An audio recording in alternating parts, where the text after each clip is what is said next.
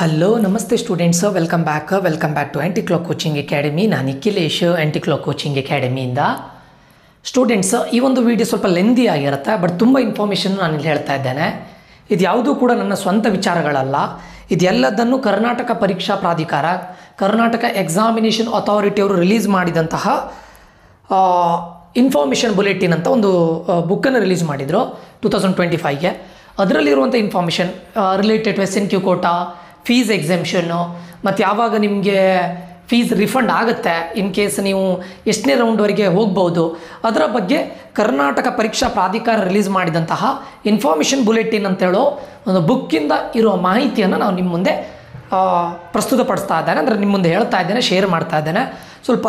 Video ಸ್ವಲ್ಪ lengthy ಆಗಿರುತ್ತೆ, ಅಂದರೆ ತುಂಬ ಲೆಂದಿ ಆಗಿರೋದಿಲ್ಲ, ಬಟ್ ತುಂಬ ಇಂಪಾರ್ಟೆಂಟ್ ವಿಷಯಗಳನ್ನು ನಾನು ನಿಮ್ಮ ಮುಂದೆ ಹೇಳ್ತಾ ಇದ್ದೇನೆ. ಓಕೆ, ಸೊ ಈ ವಿಡಿಯೋದಲ್ಲಿ ನಾನು ನಿಮಗೆ ಹೇಳ್ತಾ ಇರೋದು ಒಂದು SNQ ಕೋಟಾ, ಆಯಿತಾ, ಅದ್ರ ಬಗ್ಗೆ ಹೇಳ್ತಾನೆ. ಇನ್ನೊಂದು ಫೀಸ್ ಎಕ್ಸೆಂಪ್ಷನ್ನು, ಕೆಲವೊಂದಿಷ್ಟು ಸ್ಟೂಡೆಂಟ್ಸ್ಗಳಿಗೆ, ಅಂದರೆ ಕೆಲವೊಂದು ಕ್ಯಾಟಗರಿ ಸ್ಟೂಡೆಂಟ್ಸ್ಗಳಿಗೆ ಫೀಸ್ ಎಕ್ಸೆಂಪ್ಷನ್ ಇದೆ. ಮತ್ತು ಲೋನ್, ಕೆಲವೊಂದು ಕ್ಯಾಟಗರಿ, ಕೆಲವೊಂದು ರಿಲಿಜಿಯಸ್ ಮೈನಾರಿಟಿ ಇರುವ ಸ್ಟೂಡೆಂಟ್ಸ್ಗಳಿಗೆ ಲೋನ್ ಇದೆ, ಗೌರ್ಮೆಂಟ್ ಥ್ರೂ ಇಂದ ಸಿಗುವಂಥ ಲೋನ್ಸ್ಗಳಿವೆ. ಆ ಲೋನ್ ಬಗ್ಗೆ ಮಾತಾಡ್ತಾನೆ. ಪ್ಲಸ್ ನಿಮಗೆ ಫೀಸ್ ಹೇಗೆ ರೀಫಂಡ್ ಆಗುತ್ತೆ, ಯಾವ ರೌಂಡಲ್ಲಿ ನಿಮಗೆ ಫೀಸ್ ರೀಫಂಡ್ ಆಗುತ್ತೆ ಅನ್ನೋದ್ರ ಬಗ್ಗೆ ಮಾತಾಡ್ತಾ ಇದ್ದೇನೆ, ಆಯಿತಾ. First of all supernumerary quota, ಆಯಿತಾ. ಇದನ್ನು ಏನಂತ ಕರೀತಾರೆ, ಬೋಧನಾ ಶುಲ್ಕದ ವಿನಾಯಿತಿ. ಇದು ಹೇಗಾಗುತ್ತೆ ಸರ್ ನನಗೀಗ ಫಸ್ಟ್ ರೌಂಡಲ್ಲಿ ಸೂಪರ್ ನ್ಯೂಮರರಿ ಕೋಟಾ ಆಗಲಿಲ್ಲ, ಸೆಕೆಂಡ್ ರೌಂಡಲ್ಲಿ ಆಗುತ್ತಾ? ಆಗೋ ಚಾನ್ಸಸ್ ಇದೆ, ಆಗೋದೇ ಇಲ್ಲ ಅಂತಲ್ಲ, ಆಗೋ ಚಾನ್ಸಸ್ ವೆರಿ ಹೈ ಇದೆ. ಈಗ ನೋಡಿ ಸ್ಟೂಡೆಂಟ್ಸ್, ಲಾಸ್ಟ್ ಇಯರ್ ಏನಾಗಿತ್ತು ಅಂತ ಕೇಳಿದರೆ, ನಂದೇ ಸ್ಟೂಡೆಂಟ್ಸ್ಗಳಿಗೆ ಫಸ್ಟ್ ರೌಂಡಲ್ಲಿ ಅವರಿಗೆ ಸೀಟ್ ಅಲಾಟ್ ಆಗಿತ್ತು. ಅವ್ರು ಏನು ಮಾಡಿದ್ರು, ಕಾಲೇಜಿಗೆ ಹೋಗಿ ಅಡ್ಮಿಷನ್ ತೊಗೊಂಡಿದ್ರು. ಫಸ್ಟ್ ರೌಂಡಲ್ಲಿ ಅಲಾಟ್ ಆದಂಥ ಸೀಟಿಂದ they are satisfied and they took the admission in the respective ಕಾಲೇಜಲ್ಲಿ ಹೋಗಿ ಅಡ್ಮಿಷನ್ ತೊಗೊಂಡಿದ್ರು.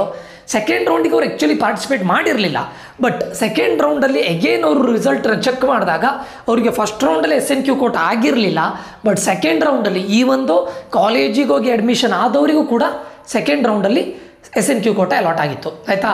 ಸೊ ಈ ಥರ ಆಗಿತ್ತು ಲಾಸ್ಟ್ ಇಯರ್. ಸೊ ಫಸ್ಟ್ ರೌಂಡಲ್ಲಿ ನನಗೆ SNQ ಕೋಟಾ ಆಗಿಲ್ಲ ಸರ್, ಸೆಕೆಂಡ್ ರೌಂಡಲ್ಲಿ ಆಗೋದೇ ಇಲ್ವಾ? 100% ಫಸ್ಟ್ ರೌಂಡಲ್ಲಿ ಆಗದೇ ಇದ್ದರೆ ಸೆಕೆಂಡ್ ರೌಂಡಲ್ಲಿ ಆಗೋದೇ ಇಲ್ವಾ? ಆಗುತ್ತೆ. ಇಟ್ ಡಿಪೆಂಡ್ಸ್ ನಿಮ್ಗೆ ಯಾವ ಕಾಲೇಜು. ಇನ್ ಕೇಸ್ ನಿಮಗೆ ಸೆಕೆಂಡ್ ರೌಂಡಲ್ಲಿ, ಈಗ ಫಾರ್ ಎಕ್ಸಾಂಪಲ್ ಏನಾಗುತ್ತೆ, ಫಸ್ಟ್ ಒಬ್ಬ ಸ್ಟೂಡೆಂಟಿಗೆ ಒಂದು ಕಾಲೇಜಲ್ಲಿ SNQ ಕೋಟಾ ಆಗಿರುತ್ತೆ, ಅವನು ಸೆಕೆಂಡ್ ರೌಂಡಿಗೆ ಹೋಗಿರ್ತಾನೆ. ಬಟ್ ನಿಮಗೆ ನೀವೇನು ಮಾಡಿರ್ತೀರ, ಫಸ್ಟ್ ರೌಂಡಲ್ಲಿ ಅಡ್ಮಿಷನ್ ಆಗಿರ್ತೀರ, ಅವನು ಸೆಕೆಂಡ್ ರೌಂಡಿಗೆ ಹೋಗಿರ್ತಾನೆ. ಆ ಹುಡುಗ ನಿಮಗೆ ಫಸ್ಟ್ ರೌಂಡಲ್ಲಿ ಯಾವ ಕಾಲೇಜ್ ಆಗಿತ್ತೋ ಅದೇ ಕಾಲೇಜು ಆ ಸ್ಟೂಡೆಂಟಿಗೂ ಕೂಡ ಫಸ್ಟ್ ರೌಂಡಲ್ಲಿ ಆಗಿತ್ತು, ಬಟ್ ಅವನು ಏನು ಮಾಡಿರ್ತಾನೆ, ಸೆಕೆಂಡ್ ರೌಂಡಿಗೆ ಹೋಗ್ತಾನೆ. ಸೆಕೆಂಡ್ ರೌಂಡಿಗೆ ಹೋದಾಗ ಅವನಿಗೆ ಬೇರೆ ಕಾಲೇಜ್ ಅಲಾಟ್ ಆಗುತ್ತೆ. ಆ ಬೇರೆ ಕಾಲೇಜ್ ಅಲಾಟ್ ಆದಾಗ ಅವನಿಗೆ ಉಳಿದಂಥ ಈ SNQ ಕೋಟಾವನ್ನು ನಿಮ್ಗೆ ಕೊಡ್ಬೋದು. ಯಾಕಂದರೆ 5% SNQ ಕೋಟಾ ಕೊಡಲೇಬೇಕು.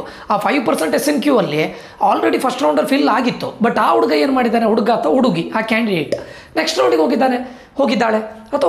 ಸೊ ಅಲ್ಲಿ ಏನಾಯಿತು, ಅಪ್ಗ್ರೇಡ್ ಆಯಿತು.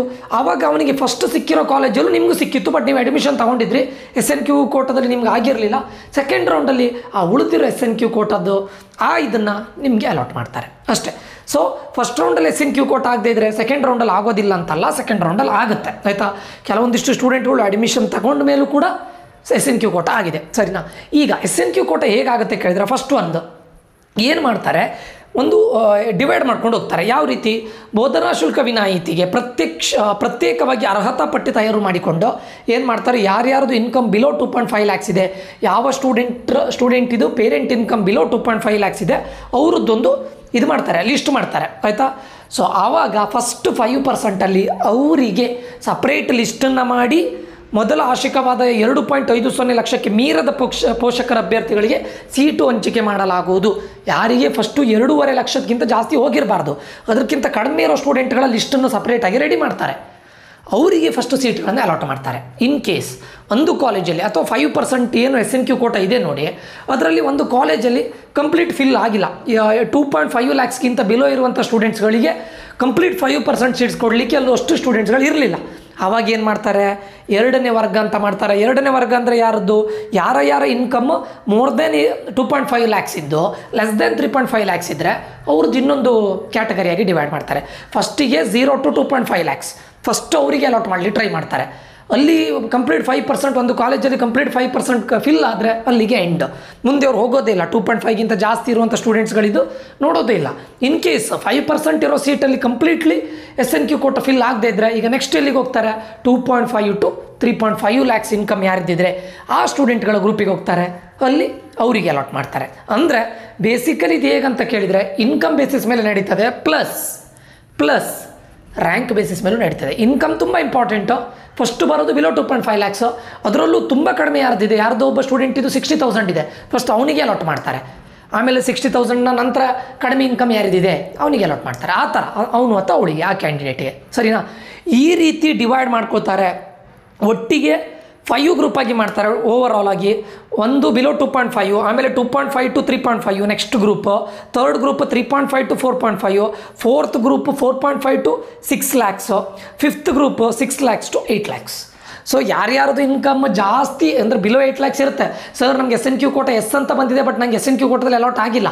ನೀವು ಎಲಿಜಿಬಲ್ ಇದ್ದೀರಾ, ದಟ್ ಡಸಂಟ್ ಮೀನ್ ದಟ್ ನಿಮಗೆ ಏನು ಸೀಟದಲ್ಲಿ ಅಲಾಟ್ ಆಗಲೇಬೇಕು ಅಂತ ಕಂಪಲ್ಸರಿ ಇಲ್ಲ. ಯಾಕೆ ಕೇಳಿದರೆ ನಿಮ್ಮ ಇನ್ಕಮ್ ನೋಡಿ ಆ ಪರ್ಟಿಕ್ಯುಲರ್ ಇದರಲ್ಲಿ ನಾನು ಹೇಳಿದ್ದೇನೆ, ಫಸ್ಟ್ ಅವ್ರು ನೋಡೋದು ಬಿಲೋ 2.5. ಬಿಲೋ 2.5 ಇರೋದ್ರಲ್ಲೇ ಕಡಿಮೆ ಯಾರದಂತ ನೋಡ್ತಾರೆ.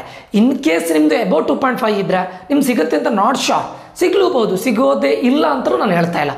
ಫಸ್ಟ್ ಪ್ರಯಾರಿಟಿ ಬಿಲೋ 2.5 lakhs, ಸರಿನಾ? ಇದಿಷ್ಟು ಸೂಪರ್ ನ್ಯೂಮರರಿ ಕೋಟಾದ ಬಗ್ಗೆ ನಾನು ಹೇಳಿದ್ದು, ಆಯಿತಾ? ಇಲ್ಲಿ ನೋಡಿ, ಎಲ್ಲ ಸರ್ಕಾರಿ ವಿಶ್ವವಿದ್ಯಾನಿಲಯ ಅನುದಾನಿತ ಅಂದರೆ ಈಡೆಡ್, ಗೌರ್ಮೆಂಟು, ಯೂನಿವರ್ಸಿಟಿ, ಅನ್ಏಡೆಡ್ ಎಲ್ಲದು ಇಂಜಿನಿಯರಿಂಗ್ ಕಾಲೇಜುಗಳಲ್ಲಿ AICTE ನಿಗದಿಪಡಿಸಬಹುದಾದ ಪ್ರತಿ ಕೋರ್ಸ್ಗಳ ಒಟ್ಟು ಪ್ರವೇಶ ಮಿತಿಯ ಮೇಲೆ 5% ಸಂಖ್ಯಾಧಿತ ಸೀಟುಗಳು ಸೂಪರ್ ನ್ಯೂಮರರಿ ಕೋಟಾವನ್ನು ಪ್ರತಿಭಾನ್ವಿತ ಬಡ ವಿದ್ಯಾರ್ಥಿಗಳ ಪೋಷಕರ ವಾರ್ಷಿಕ ಆದಾಯದ ಮೇಲೆ ಫಲಾನುಭವಿಗಳಿಗೆ ಮೆರಿಟ್ ಆಧಾರದ ಮೇಲೆ ಸೀಟನ್ನು ಹಂಚಿಕೆ ಮಾಡಲಾಗುವುದು. ಒಂದು ಇನ್ಕಮ್ಮು ಕಡಿಮೆ ಇರಬೇಕು, ಮೆರಿಟ್ ಬೇಕು. ವೆರಿ ಇಂಪಾರ್ಟೆಂಟ್ ಸ್ಟೂಡೆಂಟ್ಸ್, ಮೆರಿಟ್ ಕೂಡ ಬೇಕು, ಇಂಪಾರ್ಟೆಂಟ್, ನೆನಪಿಟ್ಕೊಳ್ಳಿ, ಆಯಿತಾ? ಈಗ ನೆಕ್ಸ್ಟ್ ನಾನು ಹೇಳ್ತಾ ಇರೋದು ಸೀಟನ್ನು ರದ್ದುಪಡಿಸಿಕೊಳ್ಳಲು. ಯಾರ್ಯಾರು ಸೀಟನ್ನು ರದ್ದುಪಡಿಸ್ಕೊಳ್ಬೋದು? ನೀವು ಯಾವಾಗ ಸೀಟನ್ನು ರದ್ದುಪಡಿಸ್ಕೊಳ್ಬೋದು? ಸರ್ ನಾನು first round, second round, third ರೌಂಡಿಗೆ ಹೋದ್ಮೇಲೂ ಸೀಟನ್ನು ರದ್ದುಪಡಿಸ್ಕೊಳ್ಬೋದಾ? ಇಲ್ಲ, ಅಂದರೆ ಕ್ಯಾನ್ಸಲೇಷನ್ ಆಫ್ ಸೀಟ್ಸ್. ಅದಕ್ಕೆ ನಾನು ಹೇಳೋದು first round, second round, third round ಹೋಗ್ಲಿಕ್ಕೂ ಮುಂಚೆ ಯೋಚನೆ ಮಾಡ್ಕೊಳ್ಳಿ. Third round, second round result ಬಂತ ಆವಾಗಲೇ ನಾನು KCET ಎಲ್ಲೇ ಅಡ್ಮಿಷನ್ ತೊಗೊಳ್ತೇನೆ ಅಂತಿದ್ರೆ ಥರ್ಡ್ ರೌಂಡಿಗೆ ಹೋಗಿ. ಸರ್ ಥರ್ಡ್ ರೌಂಡಿಗೆ ಹೋದರೆ ಸೆಕೆಂಡ್ ರೌಂಡಲ್ಲಿ ಹೋಲ್ಡ್ ಇರೋ ಕಾಲೇಜ್ ಹೋಗುತ್ತಂತೆ, ಹೌದಾ? ಇಲ್ಲ. ಫಸ್ಟ್ ರೌಂಡಿಂದ ಹೇಗೆ ನೀವು ಆಕ್ಸೆಪ್ಟ್ ಮಾಡಿ ಅಪ್ಗ್ರೇಡ್ ಮಾಡಿಕೊಂಡು ಸೆಕೆಂಡ್ ರೌಂಡಿಗೆ ಹೋಗ್ತೀರಾ, ಅದೇ ರೀತಿ ಸೆಕೆಂಡ್ ರೌಂಡಲ್ಲೂ ಕೂಡ ಆಕ್ಸೆಪ್ಟ್ ಮಾಡಿ ಅಪ್ಗ್ರೇಡ್ ಮಾಡಿ ಥರ್ಡ್ ರೌಂಡಿಗೆ ಹೋಗ್ಬೋದು. ಥರ್ಡ್ ರೌಂಡಲ್ಲಿ ಇನ್ ಕೇಸ್ ನಿಮ್ಮ ಆಪ್ಷನ್ ಎಂಟ್ರಿಯಲ್ಲಿರೋ ಕಾಲೇಜಲ್ಲಿ ಅಪ್ಗ್ರೇಡ್ ಆದರೆ ಕಂಪಲ್ಸರಿ ಅದನ್ನು ತಗೊಳ್ಬೇಕು. ಸಿಂಪಲ್ ಅಷ್ಟೇ, ಮತ್ತೇನು ಇದಿಲ್ಲ, ಆಯಿತಾ? ಮತ್ತೊಂದು ನೆನ್ಪಿಟ್ಕೊಳ್ಳಿ, ಒಬ್ಬ ವಿದ್ಯಾರ್ಥಿಗೆ ಅಥವಾ ವಿದ್ಯಾರ್ಥಿನಿಗೆ ಮೊದಲ ಅಥವಾ ಎರಡನೇ ಸುತ್ತಿನಲ್ಲಿ ಯಾವುದೇ ಡಿಸಿಪ್ಲಿನ್ನಲ್ಲಿ ಸೀಟು ಹಂಚಿಕೆಯಾಗಿದ್ದು ಆಕೆ ತನಗೆ ಹಂಚಿಕೆಯಾಗಿರೋ ಕಾಲೇಜಿಗೆ ಸೇರಿಕೊಂಡಿದ್ದು, ಅನಂತರ ಎರಡನೇ ಮುಂದುವರಿದ ಸುತ್ತಿಗೆ ಕ್ಯಾಶುವಲ್ ತೆರಳುವಂಥ ಸುತ್ತಿಗೆ ಇಚ್ಛೆಗಳನ್ನು ನಮೂದಿಸೋಕ್ಕಾಗಿ ನಿಗದಿಪಡಿಸಿರುವ ಕೊನೆಯ ದಿನಾಂಕಕ್ಕಿಂತ ಮೊದಲು ತಮ್ಮ ಆ ಸೀಟನ್ನು ರದ್ದುಪಡಿಸಲು ಇಚ್ಛಿಸಿದಲ್ಲಿ ಶುಲ್ಕದಿಂದ ಪ್ರಕ್ರಿಯಾ ಶುಲ್ಕವಾಗಿ 5,000 ಮೊತ್ತವನ್ನು ಕಡಿತಗೊಳಿಸುತ್ತಾರೆ. ನೀವು ಏನು ಮಾಡಿರ್ತೀರ, ಫಸ್ಟ್ ರೌಂಡಿಗೆ ಅಟೆಂಡ್ ಮಾಡಿದ್ದೀರಾ, ನಿಮ್ಗೆ ಆಲ್ರೆಡಿ ಸೀಟ್ ಆಗಿತ್ತು, ನೀವು ಹೋಗಿ ಕಾಲೇಜಿಗೂ ಜಾಯ್ನ್ ಆಗಿದ್ದೀರಾ, ಕಾಲೇಜಿಗೂ ರಿಪೋರ್ಟ್ ಆಗಿದ್ದಿರಿ, ಜಾಯ್ನ್ ಆಗಿದ್ದೀರಿ. ಅದಾದಮೇಲೆ ಸೆಕೆಂಡ್ ರೌಂಡ್ ಆದಮೇಲೆ CET ಸೆಕೆಂಡ್ ರೌಂಡ್ ಆದಮೇಲೆ ನಿಮ್ಗೆ ಅನಿಸುತ್ತೆ, ಇಲ್ಲ ನಾನು ಮ್ಯಾನೇಜ್ಮೆಂಟ್ ಕೋಟಾಗೆ ಹೋಗ್ತೇನೆ, ಇವಾಗ ಸೇರಿರೋ ಕಾಲೇಜಿಗೆ ನಾನು ಕಾಲೇಜಿಂದ ಹಿಂದ್ಗಡೆ ಬರ್ಬೋದು. ಎಲ್ಲಿಗೆ ಹೋಗಬೇಕು? KEA ಆಫೀಸಿಗೆ ಹೋಗ್ಬೇಕು. ಅಲ್ಲಿ ಹೋಗಿ ನೀವು 5,000 ಅಂತ ಶುಲ್ಕವನ್ನು ತಗೊಳ್ತಾರೆ, ಇದನ್ನು ಕಟ್ಟಿ ಕ್ಯಾನ್ಸಲ್ ಮಾಡ್ಬೋದು. ಥರ್ಡ್ ರೌಂಡ್ನ ರಿಸಲ್ಟ್ ಬಂದಾದಮೇಲೆ ನಾನು ಹೋಗ್ತೇನೆ ಅಂದರೆ ಆಗೋದಿಲ್ಲ, ಆಯಿತಾ? ಎರಡನೇದು, ಮೊದಲನೇ ಸುತ್ತಿನಲ್ಲಿ ಅಥವಾ ಎರಡನೇ ಸುತ್ತಿನಲ್ಲಿ ಯಾವುದೇ ಡಿಸಿಪ್ಲಿನ್ನಲ್ಲಿ ಅಂದರೆ ಇಂಜಿನಿಯರಿಂಗ್ ಹೊರತುಪಡಿಸಿ ಒಬ್ಬ ವಿದ್ಯಾರ್ಥಿನಿಗೆ 2 ಸೀಟು ಹಂಚಿಕೆಯಾಗಿದ್ದು ಮತ್ತು ಆಕೆ ತನಗೆ ಹಂಚಿಕೆಯಾಗಿರೋ ಕಾಲೇಜಿಗೆ ಸೇರಿಕೊಂಡಿರಲಿ ಅಥವಾ ಇಲ್ಲದಿರಲಿ ತನಗೆ ಹಾಗೆ ಹಂಚಿಕೆಯಾಗಿರೋ ಸೀಟನ್ನು ಎರಡನೇ ಮುಂದುವರಿದ ಸುತ್ತು ಅಥವಾ ಸೆಕೆಂಡ್ ಎಕ್ಸ್ಟೆಂಡೆಡ್ ರೌಂಡ್ ಅಂತ ಕರೀತಾರೆ ಮುಗಿದ ನಂತರ ಬಿಟ್ಟುಕೊಡಲು ಇಚ್ಛಿಸಿದ ಪಕ್ಷದಲ್ಲಿ ನಿರ್ದೇಶಕರು ಅಂಥ ವಿದ್ಯಾರ್ಥಿಯ ಸಂದಾಯ ಮಾಡಿರೋ ಪೂರ್ತಿ ಶುಲ್ಕವನ್ನು, ಅಂದರೆ ಕರೆಕ್ಟ್ ಅರ್ಥ ಮಾಡ್ಕೊಳ್ಳಿ, ಎರಡನೇ ಮುಂದುವರಿದ ಸುತ್ತು ಅಂತ ಹೇಳಿದರೆ ಎಕ್ಸ್ಟೆಂಡೆಡ್ ರೌಂಡ್ ಆದಮೇಲೆ ನಾನು ಸೀಟನ್ನು ಬಿಟ್ಕೊಡ್ತೇನೆಂದರೆ ಕಂಪ್ಲೀಟ್ ಫೀಸನ್ನು ಅವ್ರು ನಿಮ್ಮದು ಮುಟ್ಟುಗೋಲು ಹಾಕ್ಕೊಳ್ತಾರೆ. ಅಂದರೆ ನಿಮಗೆ ಇದು ವಾಪಸ್ ಕೊಡೋದಿಲ್ಲ. ಕಂಪ್ಲೀಟ್ ಏನು ಫೀಸನ್ನು ಪೇ ಮಾಡಿರ್ತೀರಾ, ಫಾರ್ ಎಕ್ಸಾಂಪಲ್ ಸೆಕೆಂಡ್ ರೌಂಡಿಗೆ ಹೋದ್ರಿ, ಸೆಕೆಂಡ್ ರೌಂಡಲ್ಲಿ ಸೀಟ್ ಆಯಿತು, ಕಾಲೇಜಿಗೆ ಹೋದ್ರಿ, ಅಡ್ಮಿಷನ್ ಆಗಿ ಆಮೇಲೆ ಥರ್ಡ್ ರೌಂಡು ಆಯಿತು. ಥರ್ಡ್ ರೌಂಡ್ ರಿಸಲ್ಟ್ ಬಂದಾದಮೇಲೆ ನಿಮ್ಗೆ ಅನಿಸ್ತು ನನಗೆ ಈ ಕಾಲೇಜ್ ಬೇಡ, ಆವಾಗ ನೀವು KEಗೆ ಹೋದರೆ ಅವರು ₹1 ವಾಪಸ್ ಕೊಡೋದಿಲ್ಲ, ಸರಿನಾ? ಬಟ್ KEಗೆ ಹೋದರೆ ನಿಮ್ಗೆ ಎಕ್ಸ್ಟ್ರಾ ಇದು ಮಾಡೋದಿಲ್ಲ, ಆಯಿತಾ? ಸೊ ನೆಕ್ಸ್ಟು, ಎರಡನೇ ಮುಂದುವರಿದ ಸುತ್ತಿನಲ್ಲಿ ಕ್ಯಾಶುವಲ್ ತರುವಂಥದ್ದು ಸುತ್ತಿನಲ್ಲಿ ಹಂಚಿಕೆಯಾಗಿರುವ ಸೀಟನ್ನು ಬಿಟ್ಟುಕೊಡೋ ವಿದ್ಯಾರ್ಥಿ ಸಂದಾಯ ಮಾಡಿರೋ ಪೂರ್ತಿ ಶುಲ್ಕವನ್ನು, ಅದೇ ನಾನು ಮೊದಲೇ ಹೇಳಿದ್ದೇನೆ, ನೀವು ಇನ್ ಕೇಸ್ ಥರ್ಡ್ ರೌಂಡಿಗೆ ಹೋದ್ಮೇಲೆ ನಿಮ್ಗೆ ಸೀಟ್ ಅಲಾಟ್ ಆಯಿತಾ, ಆವಾಗ ನಾನು ಬಿಟ್ಟುಕೊಡ್ತೇನೆ, ನನ್ನ ಕಾಲೇಜ್ ಬೇಡ ಅಂದರೆ ಆಗೋದಿಲ್ಲ. ಥರ್ಡ್ ರೌಂಡಿಗೆ ಹೋದರೆ ಕಂಪಲ್ಸರಿ ಅಲಾಟ್ ಆಗಿರೋ ಕಾಲೇಜಲ್ಲಿ ಅಡ್ಮಿಷನ್ ತಗೊಳ್ಳೇಬೇಕು. ಅಲಾಟ್ ಆಗೋ ಕಾಲೇಜ್ ಯಾವುದು? ನಿಮ್ಮ ಆಪ್ಷನ್ ಎಂಟ್ರಿಯಲ್ಲಿರೋ ಕಾಲೇಜ್ಗಳೇ ಅಲಾಟ್ ಆಗುತ್ತೆ, ಸುಮ್ಮನೆ ನಿಮಗೆ ಎಲ್ಲ ಕಾಲೇಜಿನ ಅಲಾಟ್ ಮಾಡೋದಿಲ್ಲ, ಅರ್ಥ ಆಯ್ತಾ?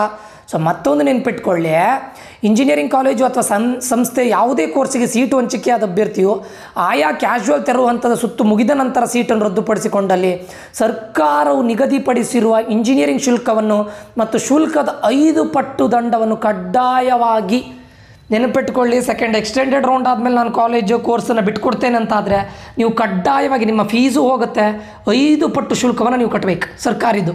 ಸರ್ ನಾನು ಕಟ್ಟೋದಿಲ್ಲ, ನನ್ನಷ್ಟಕ್ಕೆ ನಾನು ಸುಮ್ಮನೆ ಇದ್ದು ಬಿಡ್ತೇನೆ, ಏನು ಮಾಡ್ತಾರೆ, ನೆಕ್ಸ್ಟ್ ಇಯರ್ ನೀವು in case KCET through engineering join ಆಗಬೇಕು ಅಂತಿದ್ರೆ ನಿಮ್ಮನ್ನು ಬಿಡೋದಿಲ್ಲ. ಒಂದು ಲೀಸ್ಟ್ ರಿಲೀಸ್ ಮಾಡ್ತಾರೆ, ಆ ಲಿಸ್ಟಲ್ಲಿ ಹೇಳ್ತಾರೆ ಇಂತಿಂಥ ಸ್ಟೂಡೆಂಟ್ಗಳಿಗೆ ಈ ವರ್ಷ ಅಡ್ಮಿಷನ್ ಇಲ್ಲ, ಬಿಕಾಸ್ ನೀವು ಲಾಸ್ಟ್ ಇಯರ್ 3rd ರೌಂಡಿಗೆ ಹೋಗಿದ್ರಿ, 3rd ರೌಂಡಿಗೆ ಹೋದರೂ ಕೂಡ ನಿಮ್ಮ ಕಾಲೇಜ್ ಅಲಾಟ್ ಆದರೂ ಕೂಡ ನೀವು ಸೇರಿಕೊಳ್ಳಿಲ್ಲ, ಅದರಿಂದ ನಮಗೆ ಲಾಸ್ ಆಗಿದೆ, ಸೊ ನಿಮಗೆ ಈ ವರ್ಷ ಸೀಟ್ ಇದು ಮಾಡಲಿಕ್ಕೆ ಬಿಡೋದಿಲ್ಲ. ನೆನಪಿಟ್ಕೊಳ್ಳಿ, ನೀವು ಸೆಕೆಂಡ್ ರೌಂಡ್ ರಿಸಲ್ಟ್ ಬಂದ ತಕ್ಷಣ ಚಾಯ್ಸಸ್ಸನ್ನು ಮಾಡಲಿಕ್ಕೂ ಮುಂಚೆನೇ ಯೋಚನೆ ಮಾಡಬೇಕು. ನಾನು KCET ಥ್ರೂನೇ ಅಡ್ಮಿಷನ್ ತೊಗೊಳ್ತೇನೆ ಅಂತಾದರೆ ಮಾತ್ರ ನೀವು 3rd ರೌಂಡಿಗೆ ಹೋಗಬೇಕು. ಇಲ್ಲದೇ ಇದ್ದರೆ ಎಕ್ಸಿಟ್ ಆಗೋದಿದ್ದರೆ ಆವಾಗಲೇ ಎಕ್ಸಿಟ್ ಆಗಬೇಕು. ಸೆಕೆಂಡ್ ರೌಂಡ್ ರಿಸಲ್ಟ್ ಬಂದ ನಂತರ ಚಾಯ್ಸ್ ಮಾಡುವಾಗ ಚಾಯ್ಸ್ 4 ಮಾಡಿ ಎಕ್ಸಿಟ್ ಆಗಬೇಕು, ಆಯಿತಾ? ಇಲ್ಲ, ನೀವು ಸೆಕೆಂಡ್ ರೌಂಡ್ ರಿಸಲ್ಟ್ ಬಂತು, ಹೋಗಿ ಅಡ್ಮಿಷನ್ ಆದ್ರಿ ಕಾಲೇಜಿಗೆ, ಇನ್ನು 3rd ರೌಂಡ್ ರಿಸಲ್ಟ್ ಬರಲಿಲ್ಲ, 3rd ರೌಂಡ್ ಎಡಿಟಿಂಗ್ ಆಪ್ಷನ್ ಬಂದಿದೆ ಅಷ್ಟೇ, ಬರಬೇಕು ಅಷ್ಟೇ, ಆವಾಗಲೇ ನೀವೇನು ಮಾಡ್ತೀರಾ, ಅದಕ್ಕಿಂತ ಮುಂಚೆನೇ ಡಿಸೈಡ್ ಮಾಡಿಕೊಂಡು ಇಲ್ಲ ನಾನು ಸೇರಿರೋ ಕಾಲೇಜಿಂದ ಅಡ್ಮಿಷನ್ ವಾಪಸ್ ತೊಗೊಳ್ತೇನೆ ಅಂತ ಹೇಳಿದರೆ KEಗೆ ಹೋಗ್ಬೋದು. ಬಟ್ 3rd ರೌಂಡ್ ರಿಸಲ್ಟ್ ಅಂದರೆ ಎಡಿಟಿಂಗ್ ಆಪ್ಷನ್ ಬಂದು ರಿಸಲ್ಟ್ ಬಂದಾದಮೇಲೆ ನಾನು ತೆಗಿತೀನಿ ಅಂದರೆ ನಿಮಗೆ ಪೇ ಮಾಡಿರೋ ಫೀಸ್ ಪ್ಲಸ್ ಅದರ 5 ಟೈಮ್ಸ್ ಇದು ಕೊಡಬೇಕು, ಏನು ಆ್ಯಸ್ ಅ ಫೈನು ಕಟ್ಟಲೇಬೇಕು. ಇಲ್ದಿದ್ರೆ ನೆಕ್ಸ್ಟ್ ಇಯರ್ ನಿಮಗೆ ಇದು ಕೂತ್ಕೊಳ್ಳಿ ಬಿಡೋದಿಲ್ಲ, KCET ಥ್ರೂ ಅಡ್ಮಿಷನ್ ಬಿಡೋದಿಲ್ಲ, ಆಯಿತಾ? ವಿದ್ಯಾರ್ಥಿ ಅಥವಾ ವಿದ್ಯಾರ್ಥಿನಿಯು ತನಗೆ ಹಂಚಿಕೆಯಾಗಿರೋ ಕಾಲೇಜಿಗೆ ಸೇರಿಕೊಂಡಿದ್ದು ಅನಂತರ ಆ ಕಾಲೇಜನ್ನು ಬಿಟ್ಟರೆ ಆತ ಅಥವಾ ಆಕೆ ಅಂಥ ಸೀಟನ್ನು ತಪ್ಪದೆ ಕರ್ನಾಟಕ ಪರೀಕ್ಷಾ ಪ್ರಾಧಿಕಾರಕ್ಕೆ ಮಾತ್ರ ಬಿಟ್ಟುಕೊಡಬೇಕು. ಸಹಾಯಧನ ಒದಗಿಸುವ ಸರ್ಕಾರಿ ಕೋಟಾದ ಸೀಟುಗಳು ಎಲ್ಲ ಮೆರಿಟ್ ವಿದ್ಯಾರ್ಥಿಗಳಿಗೆ ಸಿಗುವಂತೆ ನೋಡಿಕೊಳ್ಳೋದು ಇದರ ಪ್ರಯತ್ನವಾಗಿದೆ. ಅಂದರೆ ನೀವು ಬಿಟ್ಕೊಡುವಾಗ, ಸೀಟನ್ನು ಬಿಟ್ಕೊಡುವಾಗ ಸುಮ್ಮನೆ ಕಾಲೇಜಿಗೆ ಹೇಳ್ಕೊಂಡು ನಾನು ಬಿಟ್ಕೊಡ್ತಾ ಇದ್ದೇನೆ ಅಂತೇಳಿ ಇದು ಮಾಡಲಿಕ್ಕಿಲ್ಲ. ಹೋಗಿ ನೀವು ಕರ್ನಾಟಕ ಪರೀಕ್ಷಾ ಪ್ರಾಧಿಕಾರಕ್ಕೆ ಹೋಗಿ ಅವ್ರ ಹತ್ರ ಹೋಗಿ ಮಾತಾಡಬೇಕು, ನಾನು ಬಿಟ್ಕೊಡ್ತಾ ಇದ್ದೆ, ನನಗೆ ಆಗ್ತಾ ಇಲ್ಲ ಅಂತ ಇದು ಮಾಡಬೇಕು. ಒಂದು ವೇಳೆ ಇದನ್ನು ಉಲ್ಲಂಘನೆ ಮಾಡಿದರೆ ಎಲ್ಲ ಲೋಪ ಎಂದು ಪರಿಗಣಿಸಿ ನಿಮ್ಮಿಂದ 5 ಪಟ್ಟು ಇದನ್ನು ತಗೊಳ್ತಾರೆ. ಅರ್ಥ ಆಯ್ತಾ? ಸೊ ನೆನಪಿಟ್ಕೊಳ್ಳಿ, ನೀವು ಸೆಕೆಂಡ್ ರೌಂಡ್ ರಿಸಲ್ಟ್ ಬಂದ ತಕ್ಷಣವೇ ಯೋಚನೆ ಮಾಡಬೇಕು. First round second round okay, 3rd ರೌಂಡಿಗೆ ಎಂಟ್ರಿ ಆದ್ರೆ 3rd ರೌಂಡಲ್ಲಿ ಯಾವುದಾದ್ರೂ ಕಾಲೇಜ್ ಅಲಾಟ್ ಆಯಿತು, ಯಾವುದಾದ್ರೂ ಕಾಲೇಜ್ ಅಲಾಟ್ ಅಂದರೆ ನಿಮ್ಮ ಆಪ್ಷನ್ ಎಂಟ್ರಿಯಲ್ಲಿರೋ ಕಾಲೇಜ್ ಅಲಾಟ್ ಆದರೆ ಕಂಪಲ್ಸರಿ KCET ಥ್ರೂನೇ ನೀವು ಅಡ್ಮಿಷನ್ ತೊಗೊಳ್ಬೇಕು. ನನಗೆ ಕಾಮಿಡಿಕೆ ಇದೆ, ನನಗೆ ಮ್ಯಾನೇಜ್ಮೆಂಟ್ ಇದೆ ಅಂತ ಆವಾಗ ಹೇಳಿದರೆ ಅವ್ರು ಕೇಳೋದಿಲ್ಲ. ಸೆಕೆಂಡ್ ರೌಂಡರ್ಗೆ ಪಾರ್ಟಿಸಿಪೇಟ್ ಮಾಡಿ, ನೋ ಪ್ರಾಬ್ಲಮ್. ಸೆಕೆಂಡ್ ರೌಂಡಲ್ಲಿ ಯಾಕಂದ್ರೆ ನೀವು ಚಾಯ್ಸ್ 2 ಮಾಡಿ ಸೆಕೆಂಡ್ ರೌಂಡಿಗೆ ಹೋಗ್ತಾ ಇದ್ದೀರಾ, ಫೀಸ್ ಪೇ ಮಾಡಿದ್ದೀರಾ? ಇಲ್ಲ, ಕರೆಕ್ಟಾ? ಸೆಕೆಂಡ್ ರೌಂಡಿಗೆ ಹೋಗ್ತೀರಾ, ಅಲ್ಲೂ ಕೂಡ ನಿಮ್ಗೆ ಬೇಕಾಗಿರೋ ಕಾಲೇಜ್ ಸಿಗಲಿಲ್ಲ, ಅಥವಾ ಆ ಕಾಲೇಜ್ ಅಷ್ಟು ಒಳ್ಳೇದಿಲ್ಲ, ನಿಮ್ಗೆ ಸಿಕ್ಕಿರೋ ಕಾಲೇಜ್ ನೀವು ಎಕ್ಸ್ಪೆಕ್ಟೆಡ್ ಅಲ್ಲ, ಚಾಯ್ಸ್ 4 ಮಾಡಿ ಎಕ್ಸಿಟ್ ಆಗಿ, no need to pay the fees at all, you are going to exit from the KCET counselling, that's it. ಅರ್ಥ ಆಯ್ತಾ? ಸೊ ಇದಿಷ್ಟು ವೆರಿ ವೆರಿ ಇಂಪಾರ್ಟೆಂಟ್. ಇನ್ನು ಇದ್ರ ಬಗ್ಗೆ ಹೇಳ್ತೇನೆ ನೋಡಿ, ಶೈಕ್ಷಣಿಕ ಸಾಲ ಯೋಜನೆಗಳ ಬಗ್ಗೆ ಮಾತಾಡ್ತಾ ಇದ್ದೇನೆ. ಶೈಕ್ಷಣಿಕ ಸಾಲದ ಮುಂಚೆ ಫೀಸ್ ಎಕ್ಸೆಂಪ್ಷನ್ ಯಾರಿಗೆ, SC ST ಕ್ಯಾಟಗರಿಯವರಿಗೆ ಮತ್ತು ಕ್ಯಾಟಗರಿ 1 ಅವರಿಗೆ ಫೀಸ್ ಎಕ್ಸೆಂಪ್ಷನ್ ಇದೆ. ಯಾರಿಗೆಲ್ಲ, ಯಾರ್ಯಾರ್ದು SC ST ಕ್ಯಾಟಗರಿಯಲ್ಲಿ ಬಿಲೋ 10 lakhs, ಓವರ್ ಆಗಿ ಬಿಲೋ 10 lakhs. ಫಸ್ಟಿಗೆ ಅವರು ಒಂದು ಇದು ಮಾಡ್ತಾರೆ, ಆ್ಯನ್ಯುವಲ್ ಇನ್ಕಮ್ ಬಿಲೋ 2.5 lakhs ಅವರಿಗೆ ಫೀಸ್ ಎಕ್ಸೆಂಪ್ಷನ್ ಇದೆ. ಪ್ಲಸ್ ಯಾರ್ದು ಆ್ಯನ್ಯುವಲ್ ಇನ್ಕಮ್ 2.5 to 10 lakhs ಇದೆ, candidates are exempted from paying 100% fees. Government college ಆಗಿರಲಿ, ಐಡೆಡ್ ಆಗಿರಲಿ, ಯೂನಿವರ್ಸಿಟಿ ಆಗಲಿ, ಪ್ರೈವೇಟ್ ಆಗಿರಲಿ, ಎಲ್ಲೇ ಆಗಿರಲಿ. ಅರ್ಥ ಆಯ್ತಾ? ಕಂಪ್ಲೀಟ್ ಶುಲ್ಕ ವಿನಾಯಿತಿ ಇದೆ ಯಾರಿಗೆ, SC ST ಕ್ಯಾಂಡಿಡೇಟ್ ಅವರಿಗೆ ಬಿಲೋ 10 lakhs ನಿಮ್ಮ ಇನ್ಕಮ್ ಸರ್ಟಿಫಿಕೇಟನ್ನು ಇದು ಮಾಡಿದರೆ exemption complete, your fees is 0 rupees, ಆಯಿತಾ? ಅದಾದ ನಂತರ ಕ್ಯಾಟಗರಿ 1 ಸ್ಟೂಡೆಂಟ್ಸ್ಗಳಿಗೆ ಯಾರದ್ದು ಆ್ಯನ್ಯುವಲ್ ಇನ್ಕಮ್, ಯಾರ ಪೇರೆಂಟ್ಸ್ಗಳ ಆ್ಯನ್ಯುವಲ್ ಇನ್ಕಮ್ ಬಿಲೋ 2.5 lakhs ಇರುತ್ತೆ, ಅವರಿಗೆ ಗೌರ್ಮೆಂಟ್ ಕಾಲೇಜಲ್ಲಿ ಕಂಪ್ಲೀಟ್ ಫೀಸ್ ಎಕ್ಸಂಪ್ಷನ್ ಇದೆ. ಅಂದರೆ ಗೌರ್ಮೆಂಟ್ ಕಾಲೇಜಿದು ಏನು ಫೀಸ್ ಇದೆಯಲ್ಲ ಅದನ್ನು ಪೇ ಮಾಡಲಿಕ್ಕಿಲ್ಲ. ನಿಮಗೆ ಗೌರ್ಮೆಂಟ್ ಕಾಲೇಜ್ ಸಿಕ್ಕಿದ್ರೆ ಅಲ್ಲಿದು ಫೀಸನ್ನು ಪೇ ಮಾಡಲಿಕ್ಕೇ ಇಲ್ಲ. ಅದೇ ಪ್ರೈವೇಟ್ ಕಾಲೇಜ್ಗಳಾದರೆ ಅಲ್ಲಿ ಏನು ಮಾಡಬೇಕು ಅಂತ ಕೇಳಿದರೆ, ನಿಮಗೆ ನೀವೇನು ಗೌರ್ಮೆಂಟ್ ಫೀಸ್ ಪೇ ಮಾಡ್ತಿರಲ್ಲ ಅದನ್ನು ಮಾಡಲಿಕ್ಕಿಲ್ಲ. ಬಟ್ ಬ್ಯಾಲೆನ್ಸ್ ಫೀಸ್, ಈಗ ಎಲ್ಲ ಪ್ರೈವೇಟ್ ಕಾಲೇಜಲ್ಲಿ ಏನಾಗಿರುತ್ತೆ, ಗೌರ್ಮೆಂಟ್ ಫೀಸ್ ಪ್ಲಸ್ ಕಾಲೇಜಿದು ಇಂತಿಷ್ಟು ಫೀಸ್ ಅಂತ ಇರುತ್ತೆ ಪ್ರೈವೇಟ್ ಕಾಲೇಜ್ ಅವ್ರದ್ದು. ನಿಮಗೆ ಗೌರ್ಮೆಂಟ್ ಕಾಲೇಜಿನ ಅವರ ಎಕ್ಸಂಪ್ಷನ್ ಇರುತ್ತೆ ಗೌರ್ಮೆಂಟ್ ಫೀಸನ್ನು. ಬಟ್ ಅವರು ಪ್ರೈವೇಟ್ ಕಾಲೇಜವ್ರು ಇದ್ದಾರೆ ನೋಡಿ, ಕಾಲೇಜಿದೆ ಒಂದಿಷ್ಟು ಫೀಸ್ ಅಂತಿದೆಯಲ್ಲ ಅದನ್ನು ನೀವು ಪೇ ಮಾಡಲೇಬೇಕು. ನಾನು ಎಕ್ಸಾಂಪಲ್ ಕೊಡ್ತೇನೆ. ಫಾರ್ ಎಕ್ಸಾಂಪಲ್, ಒಂದು ಪ್ರೈವೇಟ್ ಕಾಲೇಜಲ್ಲಿ government fees plus private fees ಸೇರಿ 1,20,000 ಆಗುತ್ತೆ ಅಂತ ಅಂದ್ಕೊಳ್ಳಿ. ಅದರಲ್ಲಿ 40,000 to 50,000 ಗೌರ್ಮೆಂಟ್ ಫೀಸ್, ಉಳಿದಿರೋದು ಕಾಲೇಜ್ ಅವ್ರ ಫೀಸ್ ಅಂತ ಅಂದ್ಕೊಂಡ್ರೆ 40,000 to 50,000 ಅದು ನಿಮಗೆ ಕಟ್ಟಾಗುತ್ತೆ, ಡಿಡಕ್ಟ್ ಆಗುತ್ತೆ. ಉಳಿದಿರೋ ಫೀಸ್ ಏನಿದೆ ಅರೌಂಡ್ ಈಗ 70,000 ಅಂತ ಅಂದ್ಕೊಳ್ಳೋಣ ಎಕ್ಸಾಂಪಲ್, ಪ್ರೈವೇಟ್ ಕಾಲೇಜ್ ಫೀಸ್, ಅದನ್ನು ನೀವು ಪೇ ಮಾಡಲೇಬೇಕು. ಯಾರು? ಕ್ಯಾಟಗರಿ 1 ಅವರು. ಸರಿನಾ? ಓಕೆ, ಇನ್ನು ಶೈಕ್ಷಣಿಕ ಸಾಲ ಯಾರ್ಯಾರಿಗೆ ಬ್ಯಾಂಕಿಂದ ಇದು ಕೊಡ್ತಾರೆ, ಎಜುಕೇಷನ್ ಲೋನ್ ಕೊಡ್ತಾರೆ ಕೇಳಿದರೆ ಕೇವಲ 6% ಬಡ್ಡಿ ದರದಲ್ಲಿ ₹5 ಲಕ್ಷದವರೆಗೆ ಶೈಕ್ಷಣಿಕ ಸಾಲ ಕೊಡ್ತಾರೆ. ಎಲ್ಲಿ? ನ್ಯಾಷನಲೈಸ್ಡ್ ಬ್ಯಾಂಕಲ್ಲಿ, ರಾಷ್ಟ್ರೀಕೃತ ಬ್ಯಾಂಕಲ್ಲಿ. ಕರ್ನಾಟಕ ಪರೀಕ್ಷಾ ಪ್ರಾಧಿಕಾರ ನಡೆಸಿದ CET ಮೂಲಕ ಇಂಜಿನಿಯರಿಂಗ್, ವಾಸ್ತುಶಿಲ್ಪ, ವೈದ್ಯಕೀಯ, ಎನಿಥಿಂಗ್. ಬಟ್ ಎಲ್ಲಿಯವರೆಗೆ ಕೇಳಿದರೆ ಅಪ್ ಟು 5 lakhs. ಆಯಿತಾ? ಯಾವುದೇ ವಿದ್ಯಾರ್ಥಿಗಳಿಗೆ, ಅರ್ಹ ವಿದ್ಯಾರ್ಥಿಗಳು ರಾಜ್ಯದಲ್ಲಿನ ಯಾವುದೇ ಸ್ಥಳೀಯ ರಾಷ್ಟ್ರೀಕೃತ ಬ್ಯಾಂಕಿಗೆ ಅರ್ಜಿ ಸಲ್ಲಿಸಿ 6% ಬಡ್ಡಿ ದರದಲ್ಲಿ ಗರಿಷ್ಠ 5 ಲಕ್ಷದವರೆಗೆ ಶೈಕ್ಷಣಿಕ ಸಾಲ ಪಡೆಯಬಹುದು. ಇದಕ್ಕೆ ನೀವು ಎಲ್ಲಿಗೆ ಹೋಗಬೇಕು ಅಂತ ಕೇಳಿದರೆ hypertext transfer protocol HTTP KEA.car.nic.in ಇದಕ್ಕೆ ಹೋದರೆ ನಿಮ್ಗೆ ಇದರ ಬಗ್ಗೆ ಮಾಹಿತಿ ಸಿಗುತ್ತೆ. ಆಯಿತಾ? ಅದು ಬಿಟ್ಟು ಅರಿವು ಯೋಜನೆ ಅಂತ ಇದೆ. ಇದು ಯಾರಿಗೆ ಕೇಳಿದರೆ ಲೋನ್ ಸ್ಕೀಮ್ ಯಾರಿಗೆಲ್ಲ ಸಿಗುತ್ತೆ, ಇದು ಗೌರ್ಮೆಂಟಿಂದ ಕೊಡುವಂಥ ಲೋನ್ ಸ್ಕೀಮ್. ಇದು ರಿಲಿಜಿಯಸ್ ಮೈನಾರಿಟಿ, ಅಲ್ಪಸಂಖ್ಯಾತರ ಆದಂತಹ ಮುಸ್ಲಿಂ ಕಮ್ಯುನಿಟಿಯವರಿಗೆ, ಕ್ರೈಸ್ತ ಕಮ್ಯುನಿಟಿಯವರಿಗೆ, ಜೈನ, ಬುದ್ಧಿಸ್ಟ್, ಸಿಖ್, ಪಾರ್ಸಿ ಈ 6 ಸಮುದಾಯದವರಿಗೆ ಮಾತ್ರ ಅರಿವು ಶೈಕ್ಷಣಿಕ ಸಾಲ ಇರೋದು. Only for 6 communities: Muslim, Christian, Jain, Buddhist, Sikh ಮತ್ತು ಪಾರ್ಸಿ. ಅರ್ಥ ಆಯ್ತಾ? ಇದಕ್ಕೆ ನೀವು ಅಪ್ಲೈ ಮಾಡಬೇಕು ಅಂತ ಹೇಳಿದ್ರೆ ಅದೇ HTTP KMDC.karnataka.government.gov.in. ಇದು 6 ಹಿಂದುಳಿದ ವರ್ಗದವರಿಗೆ ಅರಿವು ಯೋಜನೆ ಇದೆ. ನಿಮಗೂ ಕೂಡ ಶೈಕ್ಷಣಿಕ ಸಾಲ ಇರುತ್ತೆ, ಇದಕ್ಕೆ ಹೋಗಿ ನೀವು ನೋಡ್ಬೋದು. ಆಯಿತಾ? ಸೊ ಇದಿಷ್ಟು ಈ ವಿಡಿಯೋದಲ್ಲಾಗಿದೆ. ಇದರಲ್ಲಿ SNQ ಕೋಟಾದ ಬಗ್ಗೆ ಮಾತಾಡಿದ್ದೇನೆ, ಫೀಸ್ ಎಕ್ಸಾಮ್ಷನ್ ಬಗ್ಗೆ ಮಾತಾಡಿದ್ದೇನೆ, SC ST ಮತ್ತು ಕ್ಯಾಟಗರಿ 1 ಅವರಿಗೆ, ಪ್ಲಸ್ ಯಾರ್ಯಾರಿಗೆ ಫೀಸ್ ರಿಫಂಡ್ ಆಗುತ್ತೆ, ಎಲ್ಲಿ ರಿಫಂಡ್ ಆಗುತ್ತೆ ಅದರ ಬಗ್ಗೆ ಮಾತಾಡಿದ್ದೇನೆ, ಪ್ಲಸ್ ಲೋನ್ ಬಗ್ಗೆ ಮಾತಾಡಿದ್ದೇನೆ. ಸರಿನಾ? ಓಕೆ, ಇದಿಷ್ಟು ಈ ವಿಡಿಯೋದಲ್ಲಾಗಿರುತ್ತೆ. ಸ್ವಲ್ಪ ಲೆಂದಿ ಇದೆ, ಬಟ್ ತುಂಬ ಇನ್ಫಾರ್ಮೇಷನ್ನ ಕವರ್ ಮಾಡಿದ್ದೇನೆ. SNQ ಕೋಟಾದ ಬಗ್ಗೆ ನಿಮಗೆ ಕ್ಲಾರಿಟಿ ಸಿಕ್ಕಿದೆ ಅಂತ ಅಂದ್ಕೊಳ್ತೇನೆ.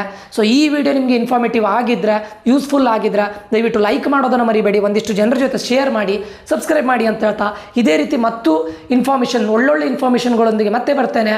Until that, love you all, bye, take care students.